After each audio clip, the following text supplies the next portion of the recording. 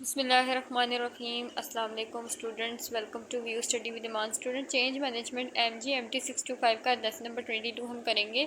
Some complexities of change. ठीक है, यानी तब्दीली में कुछ परेशानियाँ, कुछ कॉम्प्लेक्सिटीज़ आना। ठीक है, किसी भी चीज़ यानी ऑर्गेनाइजेशन में अगर कोई तब्दीली आ रही है, ठीक है, तो कोई ना कोई कॉम्प्लेक्सिटी हो जाना। ठीक है, तो उसमें क्या होता है कि इंटरेक्शन अमंग सी, अभी यहाँ पे कुछ 5 फिनोमेनाज दिए हुए। ठीक है, जो कि कॉम्प्लेक्सन को जो है ना, मतलब किसी चीज़ की भी चेंजिंग में जो है वो कॉम्प्लेक्सिटी आती है। ठीक है, unanticipated consequences of ordinary action and solution-driven problems, the tendency for innovation and organization to be transformed during the process of information, the endogenous nature of creating environment, the interaction among system requirements of individual organization environments।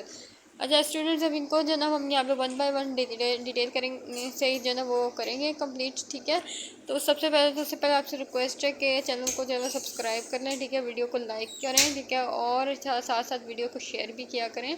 ठीक है, ताकि दूसरों के लिए भी जो है ना वो प्रॉब्लम ना हो। तो चलिए अपने लेक्चर की तरफ चलते हैं। ठीक है, unanticipated consequences of ordinary action. इसका मतलब ये होता है कि देखिए कोई ऐसा काम आप कर रहे हो, कोई काम कर रहे हो। ठीक है, अब उसका कोई रिज़ल्ट आया है। ठीक है, वो रिज़ल्ट जो है ना वो आप के लिए अनएक्सपेक्टेड है। ठीक है ना, आपने वो रिज़ल्ट जो है ना एक्सपेक्ट नहीं किया था। ठीक है, और उसका यानी कि जो है नतीजा कोई और आना। ठीक है, इस तरह से। तो फर्स्ट सबसे पहले यहाँ पे बताया हुआ द रेट ऑफ अडेप्टेशन में be inconsistent with the rate change of environment. ठीक है, अब जो अडेप्टेशन की जो शरह होती है जिसमें अडेप्ट किया जाता है किसी चीज़ को, ठीक है ना, वो इनकन्सिस्टेंट हो सकती है इन्वायरमेंट के चेंज के साथ। जैसे जैसे जो है ना वो इन्वायरमेंट चेंज होती है, ज़ाहिर बात है कि उसके मुताबिक जो है ना वो एक ऑर्गेनाइजेशन को जो है ना वो ढलना पड़ता है। ठीक है, जैसे जो भी इन्वायरमेंट होता है। ठीक है, unless environment is perfectly stable. ठीक है, अगर इन्वायरमेंट जो है वो परफेक्टली स्टेबल नहीं है, organisation can not learn appropriately. ठीक है, जब तक आपका इन्वायरमेंट जो है वो अच्छी तरह से स्टेबल नहीं होगा तो ऑर्गेनाइजेशन जो है वो भी कोई भी काम जो है वो अप्रोप्रिएटली नहीं कर सकती, यानी अच्छी तरह से जो है ना वो नहीं कर सकती है। इसका मतलब ये होता है कि जो ऑर्गेनाइजेशन है ना वो हमेशा इन्वायरमेंट के पीछे होती है। ठीक है, तो वो यानी इन्वायरमेंट जैसे चेंज होगा वैसे ऑर्गेनाइजेशन के प्रोसेसेस भी चेंज होंगे। ठीक है, जहाँ पे इन्वायरमेंट जो है वो तब्दील होता है। ठीक है, तो यही वही बात हो रही है। ठीक है, तो फिर ऑर्गेनाइजेशन को क्या होता है कि अडेप्टेशन का प्रोसेस करती है। ठीक है, और the process of adaptation can easily lose its sense to the sensible and relevant. ठीक है, ये जो फिर जो प्रोसेस होता है अडेप्टेशन का, ठीक है, वो होता है ऑर्गेनाइजेशन में। ठीक है, अब यहाँ पे एग्जांपल जैसे दी हुई है। ठीक है, तो यहाँ पे क्या कि can be given from market. A product was launch by one sugar form in Pakistan as liquid sugar. ठीक है, अब एक प्रोडक्ट है। ठीक है, जिसको लॉन्च किया गया था, एक शुगर फॉर्म ने लॉन्च किया था पाकिस्तान में। ठीक है, लिक्विड शुगर के नाम से। The idea seems to fine, यानी कि जो आइडिया था ना वो लगता तो ठीक था। ठीक है, और ये समझिए एक कॉन्सेप्ट भी इसका एडवांस था। ठीक है, लेकिन क्या हुआ, वो फेल हुआ। किस वजह से फेल हुआ? क्योंकि majorly given the culture context Pakistan, क्योंकि जो है ना वो एनवायरनमेंट यानी उसका जो उस टाइम जो टाइम था ना वो ठीक नहीं था। ठीक है, इसी तरह से कुछ प्रोडक्ट्स होती हैं। ठीक है, जो कि टेक्नोलॉजिकली तो एडवांस होती हैं लेकिन वो फेल हो जाती हैं सिर्फ इस वजह से क्योंकि उसका जो ना वो सही लॉन्च करने का सही टाइम नहीं होता। सेकेंडली यहाँ पे आ जाता है हमारे पास कॉजल स्ट्रक्चर में भी डिफरेंट फ्रॉम दैट, मतलब cause and effect seems obvious to us to external. ठीक है, कोई ना कोई वजूहत होती हैं। ठीक है, जिसकी वजूहत पे कोई ना कोई इफेक्ट्स होते हैं। ठीक है, और ये एक्सटर्नल ज़ाहिर बात है एक्सटर्नल ही होते हैं। ठीक है, हो सकता है कि ये ना मुख्तलिफ हों। ठीक है, जो कि इम्प्लीस होते रहते हैं। ठीक है, प्रोसेस में while changing through following imitating way tend to focus external effects. इसके लिए क्या होता है कि हम लोग को जो है ना वो एक्सटर्नल इफेक्ट्स के ऊपर जो है फोकस करना होगा। ठीक है, ऑर्गेनाइजेशन को। ठीक है, और जो इसकी जो उससे क्या होता है कि फिर क्या होता है कि हम उसके ऊपर फोकस नहीं कर पाते हैं जो उसके एक्सटर्नल इफेक्ट्स के कॉजेज़ होते हैं। ठीक है, क्योंकि वो जो है ना वो उनके साथ जो उनके लिंक्स होते हैं वो छुपे हुए होते हैं। ठीक है, जिसको हम ऐसे ना इग्नोर कर देते हैं। ठीक है, so we have an incomplete picture और पॉजिटिव, ज़ाहिर बात है हमारे पास फिर उसकी वजह की कोई पिक्चर नहीं होती। ठीक है, फॉल्स मॉडल होता है। ठीक है, जिसकी वजह से क्या होता है कि कुछ ऐसी आउटकम्स आ जाती हैं, एज अनएंटिसिपेटेड आउटकम्स आती हैं, यानी कि गलत नतीजे आते हैं। ठीक है, यानी उसके बाद थर्ड आ जाता है कंकरेंट और पैरेलल प्रोसेसेस। ठीक है, यानी changes at time stay parallel. ठीक है, यानी कि चेंजेस हों उस टाइम में, ठीक है, कि वो जब पैरेलल हो, ठीक है। Care to carry sense make a mind to produce joint outcome that are not intended by anyone and counter the interest motivating the individual action, ठीक है। इसमें यही और बताया हुआ कि भाई कंकरेंट और पैरेलल प्रोसेसेस होते हैं, ठीक है। जाहिर किया जाता है कि भाई जो प्रोड्यूस को जॉइंट करने का या कंबाइन करने का जो सेंस है ना, ठीक है, वो उसका एक नतीजा सही निकल गया है, ठीक है। जो कि आपको पता है कि हर कोई जो है ना नहीं मानता उस चीज़ को, ठीक है। यानी कि अगर कोई एक बंदा जो है वो कह रहा है कि भाई हाँ इस तरह से जो है ना इसका निकल के आएगा, लेकिन तो जाहिर बात है कि एक टीम काम करिए तो लोग जो है मतलब मेंबर्स हैं कुछ उनमें से होते हैं जो कहते हैं कि ऐसा नहीं होना चाहिए, कुछ कहते हैं ऐसा होना चाहिए, ठीक है। तो ये जो इंडिविजुअल के एक्शन इंटरेस्ट पे बात होती है, ठीक है। मिसाल के तौर पर भी यहाँ पे मिसाल भी दी हुई है, ठीक है। मैनुअल सिस्टम रिटेंशन की beside going for the automated यानी new one the avoided but this anticipated outcome the third common, ठीक है। क्या होता है कि इस तरह से जो है ना वो उनको अवॉइड किया जा रहा होता है। अब देखें एक जैसे नई, अच्छा हाँ, तो इसको जो है ना वो अवॉइड किया जा रहा होता है, ठीक है, जिसकी वजह से जो है वो गैर मुतवक्को नताइज निकल के आते हैं, ठीक है, जो कि बहुत कॉमन होते हैं। अब यहाँ पे अच्छा यहाँ पे एग्जांपल्स है कॉम्पिटेंसी मल्टीप्लायर्स, ठीक है। यहाँ पे है मैं आपको कुछ चीज़ें ऐसे ही बता दूंगी, ठीक है। इसको अच्छी तरह से रीड कर दूंगी ताकि आप लोगों को समझ आ जाए। ऑर्गेनाइजेशन है procedure to involve relevant people process such as decision making planning budgeting और लाइक, ठीक है। आपको पता है कि ऑर्गेनाइजेशन में लोग आपस में जुड़े हुए होते हैं, ठीक है। तो वो क्या करते हैं, मतलब ऐसे कि एक टीम की तरह वर्क कर रहे होते हैं ना। तो फिर क्या होता है कि डिसीजन मेकिंग करते हैं, ठीक है, प्लानिंग करते हैं, बजटिंग करते हैं, ठीक है, और इस तरह से और भी काम करते हैं, ठीक है। इंडिविजुअल जो है ना वो ये सब काम किस तरह से करते हैं, अपनी नॉलेज के थ्रू, अपने स्किल्स के थ्रू, अपने इंटरेस्ट के थ्रू, ठीक है। किसी भी प्रॉब्लम के बारे में जो है ना वो काम करते हैं, ठीक है। Initial participation rate very and participating individual turn out to be slightly more competent than others, ठीक है, क्योंकि वो जो है ना बहुत ज़्यादा कॉम्पिटेंट होते हैं दूसरे के मुकाबले में। This induces them to become even more competent. फिर क्या होता है, ये चीज़ें कुछ ऐसी चीज़ें होती हैं, ठीक है, जो कि उनको मजीद कॉम्पिटेंट बना देती हैं, ठीक है। Before long the deep effective composition of the group can change dramatically. More generally organisation learn from, अब आपको पता है आमतौर पर जो है ना वो बहुत सारी ऑर्गेनाइजेशन क्या है अपने एक्सपीरियंस से सीखती हैं, ठीक है। यानी कि अगर उन्होंने कोई ऐसा काम किया है, ठीक है, repeating action that are successful, some repeating action that are fail, ठीक है। मतलब ऐसा होता है कि उन्होंने कोई ऐसा काम किया, ठीक है, जो उनका स्टार्ट में जो ना पहले वो क्या हो गया, सक्सेसफुल हो गया, कामयाब हो गया, ठीक है।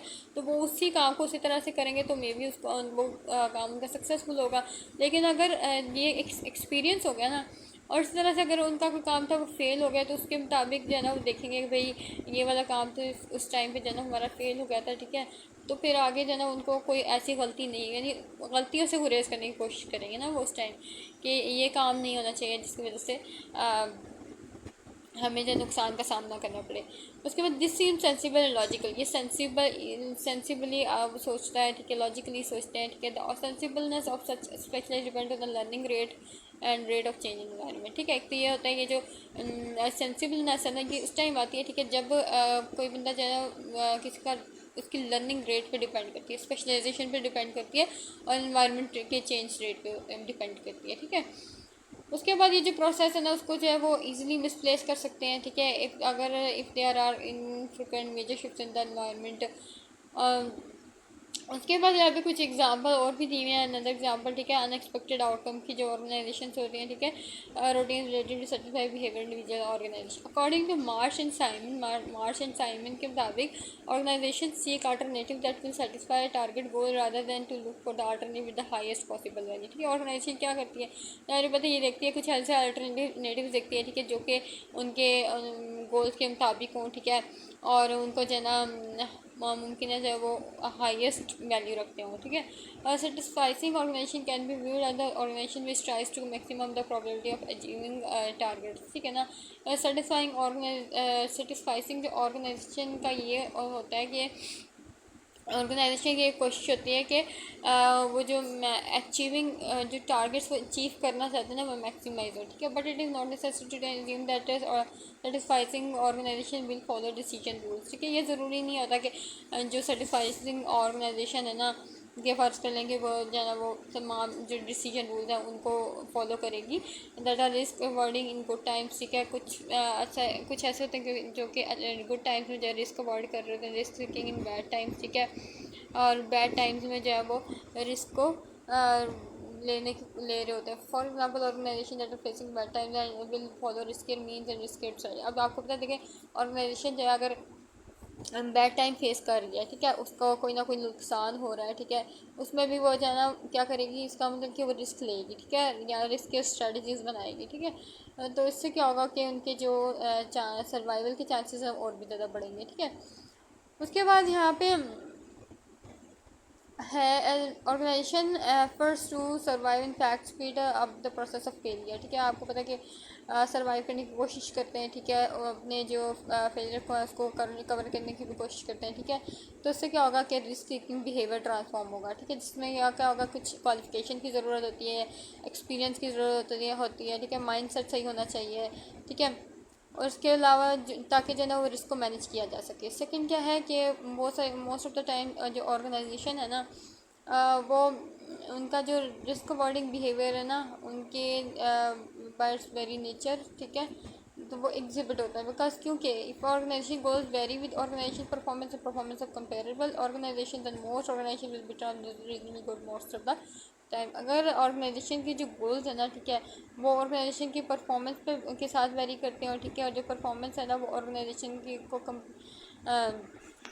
कंपेरेबल हो, ठीक है, तो ऑर्गेनाइजेशन जो है वो रीजनली जो है वो गुड होते हैं मोस्ट ऑफ द टाइम, ठीक है। उसके बाद ये सारी जो है ना एग्जांपल दी हुई हैं, और उसके अलावा दूसरी भी एग्जांपल दी हुई है, ठीक है, परफॉर्मेंस क्राइटेरिया के बारे में। एक ऑर्गेनाइजेशन है, ठीक है, वो अपने पार्टिसिपेंट्स की परफॉर्मेंस को मेजर करती है, ठीक है ना।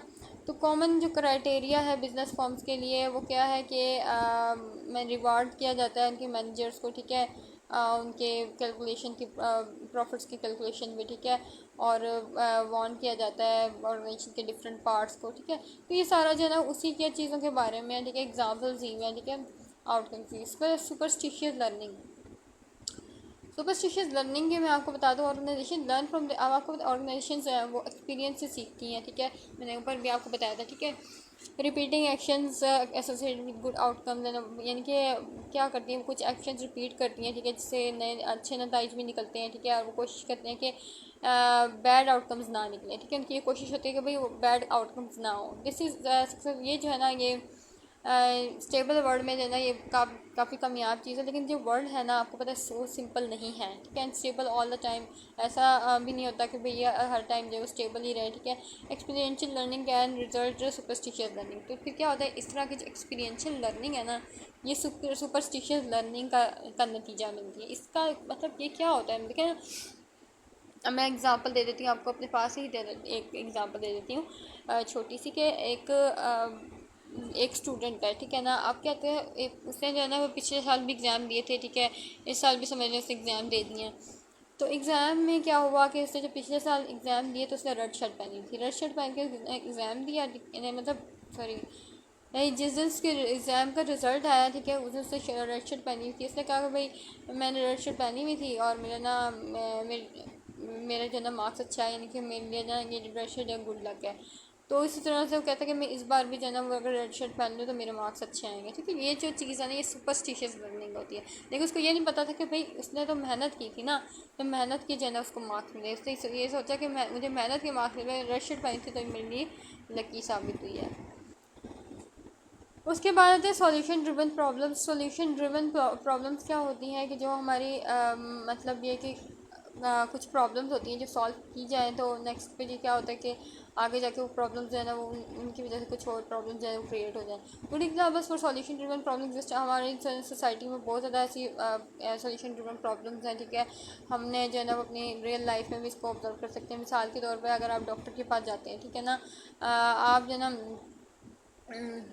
यू विल फाइंड लॉन्ग, ठीक है, comprehensive multi dimensional prescription eight hand, ठीक है, वो आपको जो है ना एक मल्टी डायमेंशनल प्रिस्क्रिप्शन है वो पकड़ा देता है हाथ में, ठीक है। The solution already with him without even giving listing appropriate to his patient, ठीक है। अब उसका तो ये कोशिश होती है कि भाई इसको जो है ना सोल्यूशन प्रोवाइड किया जाए, ठीक है। और वो क्या करता है कि भाई उसको ना अप्रोप्रिएटली जो है ना वो अपने पेशेंट की बात को सुनता नहीं है, ठीक है ना, विदाउट गिविंग लिस्टिंग, ठीक है। If you go to the, इसी तरह से जो ना if you go to computer technologist for, अगर आप देखें ना एक कंप्यूटर टेक्नोलॉजिस्ट है, ठीक है, उसके पास अगर आप जाते हैं, ठीक है, आप उसको बोलते हैं कि भाई मेरे जो सॉफ्टवेयर है या सिस्टम है ना उसको जो है ना वो उसको सॉल्व करें, ठीक है। Solution presented will be to reconfigure the whole system, window etcetera in office meetings, bosses और हेड्स ऑफ डिपार्टमेंट और organisation frequently come up with statements starting with you all such scenarios refer to the tendency to have a, इसी तरह से मतलब ये कि आप उसको ठीक तो करवा देते हैं लेकिन उसके साथ जो है ना कोई एक नई प्रॉब्लम जो है वो फिर क्रिएट हो जाए, जिसको कहते हैं सोल्यूशन ड्रिवन प्रॉब्लम्स। अब यहाँ पे साइड और मार्च के मुताबिक there is simple evidence of when organisation perform fails to meet objective that it search for new solution, ठीक है ना। अब ये समझ लें कि एक एविडेंस होता है, ठीक है। जब ऑर्गेनाइजेशन जो है वो उनकी परफॉर्मेंस जब फेल होती है, ठीक है, उनके मकसद के मुताबिक नहीं होती है, ठीक है, फेल हो जाती है, तो फिर क्या होगा कि वो जो है ना उसके लिए एक नया सोल्यूशन निकाल लेंगे। That is new ways of doing things as changes often seem to be driven less by problem than by solutions, ठीक है ना। तो ये जो इस तरह की चीज़ें होती हैं, ठीक है, क्या होता है कि ये ड्रिवन लेस हो जाती हैं प्रॉब्लम से, ठीक है, उनके जो है ना कोई तरीका सोल्यूशन निकल आता है। वाई दिस इज़ सो, क्यों होता है? क्योंकि ऑर्गेनाइजेशन जो है ना वो बहुत ज़्यादा प्रॉब्लम्स को जो है ना वो फेस कर रही होती हैं, ठीक है, equal about equal important but only a few solutions, ठीक है। उनके कुछ वो जो प्रॉब्लम होती है ना, उनकी प्रॉब्लम जो है ना ज़्यादा होती हैं और उनके सोल्यूशन जो है वो कम निकल रहे होते हैं, ठीक है। The chance of a solution to a particular और यूनिक प्रॉब्लम इज स्मॉल, ठीक है। जो सोल्यूशन होते हैं वो ख़ास होना चाहिए, ठीक है, और जो इनकी प्रॉब्लम यूनिक प्रॉब्लम होती है small, consequently organization can for solution rather than problem. अच्छा, ये सारी चीज़ें जो है ना इस चीज़ को जो बस इतना सा अंडरस्टैंड करना है आपने अच्छी तरह से कि solution driven problem. Second reason होता है कि आपको पता है कि जो लिंकेज इंडिविजुअल के सॉल्यूशंस होते हैं, ठीक है, या इंडिविजुअल के प्रॉब्लम्स होते हैं ना, उनके दरमियान कोई ना कोई जो है ना वो लिंक होता है, ठीक है, जो कि जिसको जो है वो उसकी वजह निकालना जो है ना मुश्किल होता है, ठीक है। तो उसकी जो टेक्नोलॉजी होती है, ठीक है, उसको भी एम्बिजियस समझा जाता है। Therefore what we will observe will be predicted by knowledge of solution than by knowledge of problems, ठीक है, कि किस तरह से फिर ना ऑब्जर्व किया जाए, प्रिडिक्शन की जाए सॉल्यूशन के नॉलेज की, ठीक है, या फिर जो है वो प्रॉब्लम्स की। तो professional change their procedure introduce new technology because they have knowledge of it, ठीक है। जो प्रोफेशनल होते हैं ना वो क्या करते हैं कि प्रोसीजर्स होते हैं अब उनको चेंज कर देते हैं, ठीक है, फिर नई टेक्नोलॉजीज जो है वो इंट्रोड्यूस करवाते हैं क्योंकि उनको जो है ना उसके बारे में नॉलेज होती है। An organization that is modern adopt new things because what being modern means, ठीक है ना। एक ऑर्गेनाइजेशन, ठीक है, वो मॉडर्निटी जो अडॉप्ट करती है, नई चीज़ें जो है अडॉप्ट करती है क्योंकि उनको पता होता है कि भाई मॉडर्न का मतलब क्या होता है। जब अच्छा यहाँ तक बस ठीक है, इसको यहाँ अच्छी तरह से आप लोग रीड कर लीजिएगा। उसके बाद टेंडेंसी फॉर इनोवेशन, इसका क्या मतलब होता है? An organization to be transform during the process of innovation, यानी कि जो ऑर्गेनाइजेशन है ना वो इनोवेशन के प्रोसेस के दौरान खुद भी जो है ना वो चेंज होती हैं, ठीक है। वो किस तरह से होती है? It is observe that both innovation organization tend to be transform during the process of innovation different and multiple meaning exist for the internal change the organization has the standardization of meaning of change the problem owing to inappropriate strategy or poor analysis, ठीक है। It is also common problem that change policy or program gets started with some intent and eventually and end up with something else because of the fundamental ways in which changes are transformed। आपको पता है इनके organisation जो है ना वो किसी भी नई इनोवेशन के साथ हो जाती है, तब्दील हो जाती है, ठीक है। अगर कोई भी न्यू इनोवेशन हो रही है, ठीक है, क्योंकि उसको जो है ना इसका मतलब कि जो डिफरेंट और मल्टीपल मीनिंग्स जो है ना वो एग्जिस्ट कर रहे होते हैं, ठीक है, जो कि वजह बनते हैं ऑर्गेनाइजेशन के चेंज होने का, ठीक है। और वो आपको पता है कि जैसे फॉर एग्जांपल देखें ना कि अगर टेक्नोलॉजी चेंज हो रही है, ठीक है, अगर कोई चीज़ जो है ना वो मतलब जैसे जैसे जो है ना मज़ीद मॉडर्न लेवल के आते जाते हैं ना, तो उससे क्या होता है कि मज़ीद जो है वो ऑर्गेनाइजेशन भी जो है ना उसके साथ साथ चेंज होती जाती हैं, ठीक है, उनकी पॉलिसीज़ चेंज होती जाती हैं, ठीक है, क्योंकि उनके प्रोग्राम्स जो हैं वो तब्दील होते जा रहे होते हैं। तो इस तरह से जो है ना वो the endogenous nature of created environment, इसका क्या मतलब? इसका मतलब होता है कि जो इन्वायरमेंट है ना उसमें क्या है कि कुछ ऐसी चीज़ें होती हैं, ठीक है, जो कि सिर्फ इन्वायरमेंट की वजह से नहीं होती बल्कि हमारे खुद की प्रॉब्लम्स या हमारे खुद की जो फैसलों की वजह से भी होती है, ठीक है। ऑर्गेनाइजेशन में लेने वाले खुद के जो फैसले होते हैं ना उनकी भी होती है। General assumption is organization takes action due to environmental pressure, यानी कि आपको पता है ऑर्गेनाइजेशन है, ठीक है, वो है वो क्या करती है कि इन्वायरमेंटल प्रेशर में आके, ठीक है, वो कुछ एक्शन ले लेती है, ठीक है, जो कि इन्वायरमेंट जो है ना फिर उसको उन एक्शंस को जो है वो ऑर्गेनाइजेशन एक्शंस को इन्फ्लुएंस नहीं करता। बट लेकिन जो ऑर्गेनाइजेशन है ना, ठीक है, इन्वायरमेंट जो है ना वो अपना क्रिएट अच्छी तरह करती है, रिजल्टिंग कॉम्प्लिकेशन आर सिग्निफिकेंट, लेकिन उसके नतीजे में क्या होता है, कॉम्प्लिकेशन जो है वो आती हैं। मिसाल के तौर पे action of one competitor becomes an environment of another, ठीक है ना, कि एक कंपेटिटर है, ठीक है, उसने कोई ऐसा एक्शन लिया है, ठीक है, तो वो क्या करेगा, दूसरे इन्वायरमेंट दूसरा जो उसका यानी कि कंपेटिटर ना उसके इन्वायरमेंट में भी आएगा। Therefore each competitor determine its own environment, ठीक है, तो आपको पता है कि जो एक कंपेटिटर है, ठीक है, वो अपना इन्वायरमेंट खुद जो है वो डिटरमिन करेगा। For example an executive pleading shoe form revealed by their form does not charge higher prices despite producing of quality of product international standards, ठीक है ना। अब देखिए ना, मतलब इसमें ये होता है कि एक फॉर्म है या फिर कोई भी कंपेटिटर की एग्जांपल लेने के मुझे इन्वायरमेंट में ना एक कंपेटिटर जो है ना वो दूसरे कंपेटिटर को देखते हुए ना अपने माहौल को चेंज करने की कोशिश करेगा, ठीक है।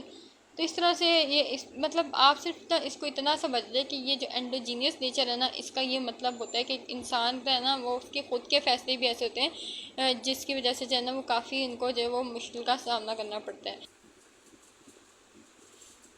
The interaction among system requirements of individuals organization and environments. इसके बाद ये कुछ इंटरेक्शन होती हैं, ठीक है, जो सिस्टम रिक्वायरमेंट्स पे होती हैं इंडिविजुअल्स के, ऑर्गेनाइजेशन, इन्वायरमेंट्स। दिस इज़ यानी कि इनकी जो है ना वो आपस में इंडिविजुअल्स, ऑर्गेनाइजेशन, इन्वायरमेंट, इनके आपस में कोई इंटरेक्शन होती है, ठीक है ना। This is oversimplification. Nonetheless, it is possible to see an organization as an intermeshing of three systems. ठीक है, आपको पता है कि ऑर्गेनाइजेशन देखा जाए ना तो वो तीन सिस्टम्स होते हैं जो इंटरकनेक्ट होते हैं, individuals, collection of individuals and environment, ठीक है। यानी इंडिविजुअल्स होते हैं, ठीक है, जिसकी कलेक्शन यानी एक ऑर्गेनाइजेशन हो गई, ठीक है, और इन्वायरमेंट हो गई, ठीक है। कॉन्फ्लिक्ट्स यानी माहौल हो गया, ठीक है। Conflicts might exist in the demands of these three, ठीक है, जो कॉन्फ्लिक्ट्स होते हैं ना वो इन तीनों की वजह से जो है ना वो होते हैं, ठीक है। While classical literature focuses on making individual organization demands compatible, ठीक है। अब जो क्लासिकल लिटरेचर है ना उससे फोकस किसकी चीज़ पे किया है कि इंडिविजुअल और ऑर्गेनाइजेशन को डिमांड को कंपैटिबल बनाने के लिए किया है, ठीक है। But in the analysis of organization change it seems that individual in organization itself has different requirements in the collection of organization. लेकिन देखा ये गया है, यानी एनालिसिस ये किया गया कि ऑर्गेनाइजेशन चेंज में जो है ना इंडिविजुअल हो या ऑर्गेनाइजेशन हो ना, उनकी अभी जो है ना वो डिफरेंट रिक्वायरमेंट्स होती हैं, ठीक है, ऑर्गेनाइजेशन की कलेक्शन। यहाँ पे सवाल ये उठता है कि how to place all three in equilibrium, ये यानी कि ये तीनों इक्विलिब्रियम जो है वो किस तरह से जो है वो प्लेस की जाता है। फाइनली ऑर्गेनाइजेशन एक complex of combination of activities, purpose and meanings, ठीक है। आपको पता है कि ऑर्गेनाइजेशन है, ठीक है, उसका जो एक्टिविटीज़ है, उसकी जो पर्पस है, उसके जो मीनिंग्स है ना वो आपको पता है उनको अगर कंबाइन किया जाए तो काफ़ी कम्प्लेक्स बनते हैं, ठीक है। Impressive integration of formal organization should not, however, obscure the many ways in which organization is loosely coupled. Behavior is loosely coupled with intention. Intentions are loosely coupled with actions. ठीक है, कि जो intentions हैं वो behaviour जो है वो loosely couple होता है इंटेंशंस के साथ, और इंटेंशंस जो है ना वो लूजली कपल होती हैं एक्शंस के साथ। Action in one part of the organization are loosely coupled with action in another part. अब एक पार्ट, एक ऑर्गेनाइजेशन के एक पार्ट का जो एक्शन होता है ना वो लूज़ होता है किसके साथ, एक्शन दूसरे के, यानी कि जो दूसरा पार्ट होता है एक्शन उस एक्शंस के साथ। यानी कि यहाँ सारी चीज़ें जो है ना वो बताइए कि actions of today are loosely coupled with actions of tomorrow. जाहिर बात है कि जो आज के एक्शंस हैं, ठीक है, वो कल जो है ना वो चेंज होंगे। Such loose couple does not appear to be avoidable. फिर ये जो है उनको जब हम क्या है कि अवॉइडेबल होते हैं, ठीक है, this do not relate to theory but pertains to adaptive process of change, ठीक है। ये जो है ना वो थ्योरी के साथ तो रिलेट नहीं करते, लेकिन ये जो अडप्टिव प्रोसेस होता है ना चेंज का, ये उसके साथ जो है वो रिलेट करते हैं। तो ये सारी चीज़ें थी, बहुत ही इजी है, ठीक है, इतना कोई मुश्किल नहीं है, तो आप इसको अच्छी तरह से रीड कर लीजिएगा। इंशाल्लाह नेक्स्ट लेक्चर में मिलते हैं। अल्लाह हाफ़िज़।